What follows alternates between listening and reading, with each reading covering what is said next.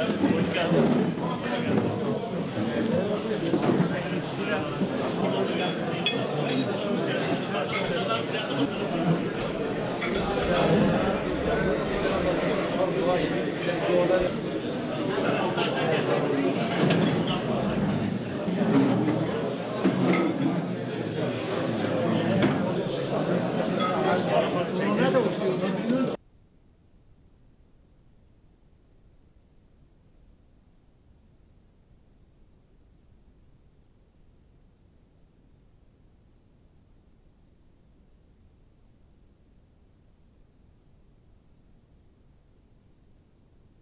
Tarlalara dağıtılması, serilmesi, yani bunlar mümkün değil.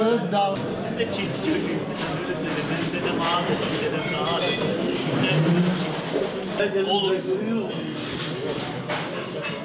Kim taşımayı yaparım diye muhtarım şeye gelsin. Tarlaların başına bırakalım mı?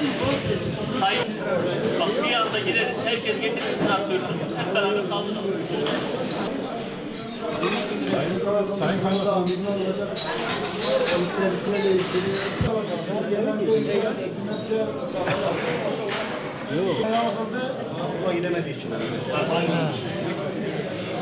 Fakirse bizden yardım almaması.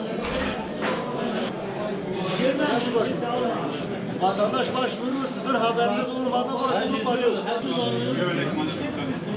O değil. Evet. Sayın Kaymakam bir de Çimento var.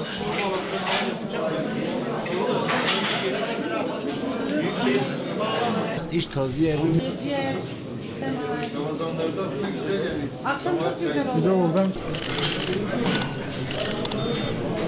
Teşekkürler efendim.